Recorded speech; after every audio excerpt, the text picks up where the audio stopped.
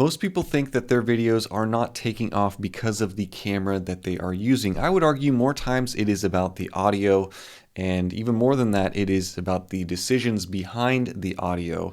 Now, there are creators who spend weeks and months researching microphones, watching reviews, comparing specs, and in fact, I was very guilty of doing this in the past. And the truth is, that time would have been better spent just making videos. So this is not a microphone review, this is a video about what is enough audio and why overthinking this is holding a lot of people back. Maono sponsored this video, and I'll use their PD200W Hybrid Mic as a practical example throughout, but this really isn't about selling you on a specific mic. The bigger idea here is helping you make better audio decisions so that sound stops being the thing that slows you down. So let's get started. Bad audio absolutely kills video. It doesn't matter how good your visuals are, people can only take a few seconds of this type of audio before they just click off. But advice around audio often turns into this wildly over-engineered engineer talk. I don't have a PhD in sound engineering, so most of it really never made any sense to me. And while there may be some people chasing broadcast setups, most viewers watching your stuff just want to hear you clearly without distraction. And just like I said in my camera gear review video, the more complex your setup is, the less likely you are to use it. At a certain point, better audio doesn't make for better videos, but better systems do.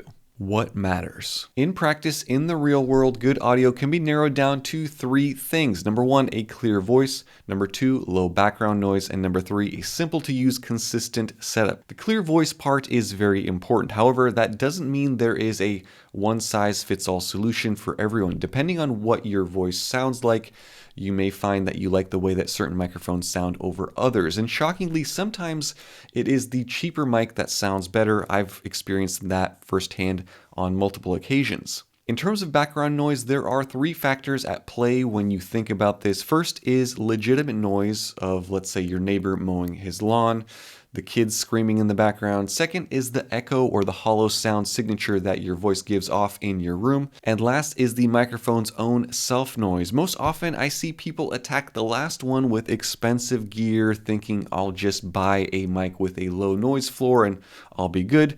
And they never address the first two issues that I would say are more important. And then there is consistency. Does your setup give you consistently good results time after time, or is it sometimes good and sometimes not?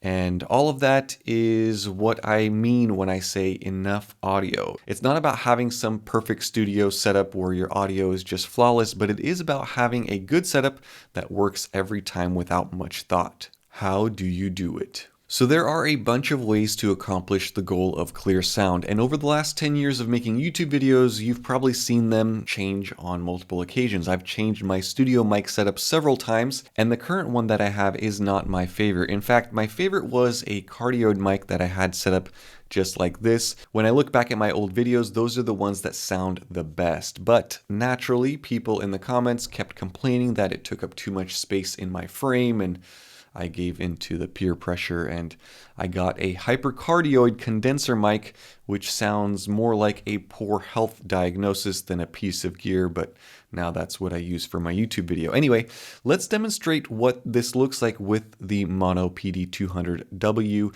This entire video that you've been listening to is on this microphone, and I have an XLR cable plugged into it, and it's going into my Zoom F3 right here, audio recorder.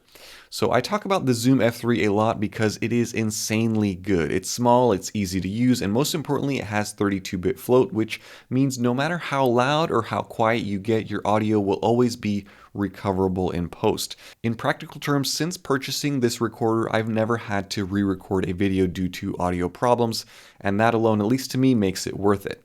However, you don't need it. In fact, you can use this sort of microphone and plug it into your computer via USB-C and use your computer as the recorder. Or if you don't want to do that, you can wirelessly transmit directly to your camera or even just to your phone with these little receivers. Now, obviously, this is not the mic that I use regularly in this YouTube studio, but it is a good example of what a flexible piece of gear can do. I could take this microphone and record the rest of this video in my living room, which would be quite a bit harder with my current permanent setup, but with this one, It's pretty easy, all wirelessly, recording to my phone. Now, whether you choose an overhead style mic that sits just outside of your frame like this, or a podcast style mic like this, or a hidden lav mic that's taped to the inside of your shirt, the goal is always the same. It should never be about the specs, it should be about reducing friction, because when you reduce friction, you're more likely to shoot more videos. If you have a setup that requires you to set up mic stands and run XLR cables throughout your room and test everything before hitting that record button, I used to do this, in fact, and trust me, you don't want to do that to yourself. Make things super simple and easy for yourself. Have a permanent setup if possible, a place where you can come in, sit down, hit a record button, and get to work immediately. Now, the benefit of a mic such as this one, and again, this is just an example, is it gives you flexibility, setup speed, and consistency. Because it has a built-in 60-hour battery, you don't need phantom power. Because it's wireless up to 60 meters away, you don't need cables. So unlike my current studio setup, you could take this mic on the go and record in more places with ease. Room treatment versus noise reduction. In my opinion, having a treated room to record your videos is a non-negotiable. Those acoustic panels that you see behind me, they're not just decorations. They are very practical sound absorbing panels that make this room flat. So I can clap in here and there is no echo. And I have more than just those three behind me. I have 1, 2, 3, 4, 5, 6, 7, 8. So I have 8 of them total in this room. Now those panels back there are not cheap. They are several $100s for the set. You can make your own, but the materials, if you go to Home Depot and price it out, are pretty expensive anyway. You can cheat your way a little bit with carpet, with rugs in a room, maybe putting a sound blanket up around the area that you are speaking. Or a trick that I used to do back in the day when I wanted to do a clean voiceover, I would run to my bedroom and record audio under my covers. But nowadays there are other ways you can fight echo noise and external noise. For example, this mic has built-in noise reduction. So I can take this mic and use it next to some very noisy things like my AC condenser. And why am I using AC in the middle of February? Texas.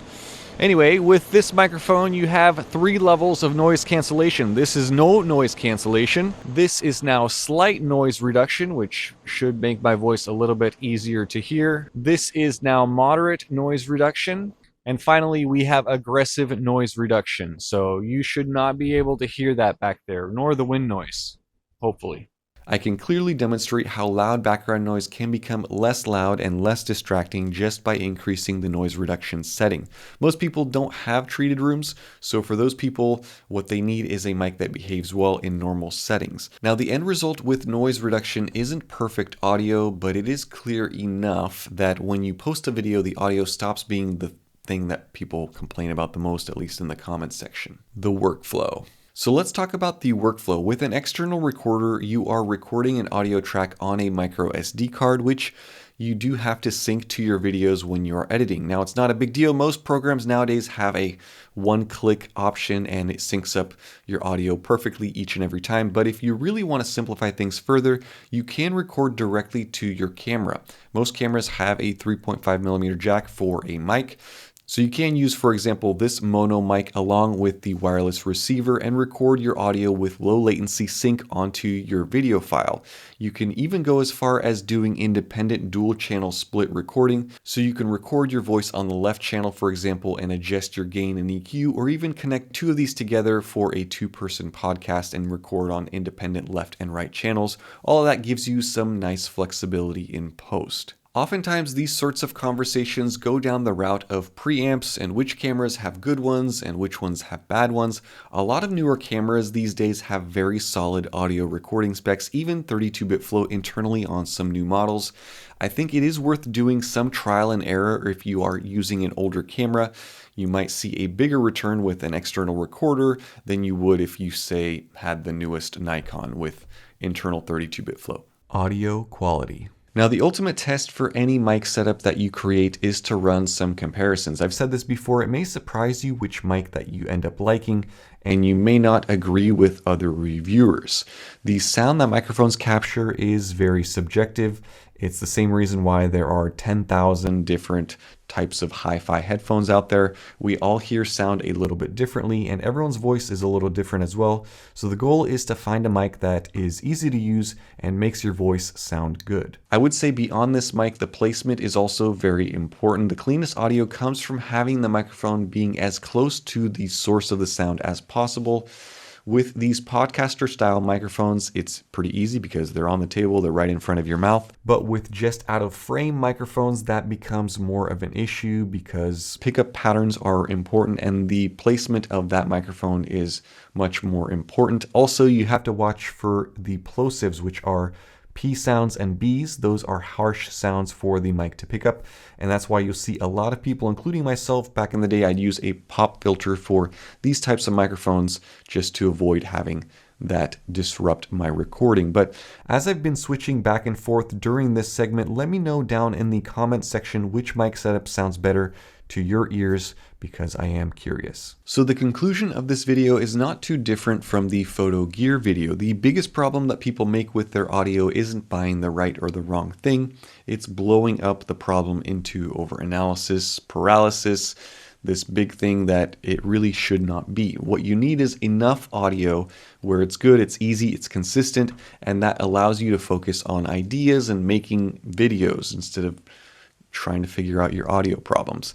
These setups are really not very expensive. I think in my regular YouTube setup, it's between $400 to $500 US, including the mic and the recorder. The recorder is the majority of that cost. But as I've demonstrated in this video, you really could easily get enough audio with a $100 microphone such as this one. If you want to check out the Maono, I'll leave a link down below. But no matter which mic you have or which one you end up using, make it your goal to simplify your system so that audio stops being a worry or another thing that stops you from making videos or delays you from making, which is what I experienced in the past on a regular basis. Thank you guys so much for watching.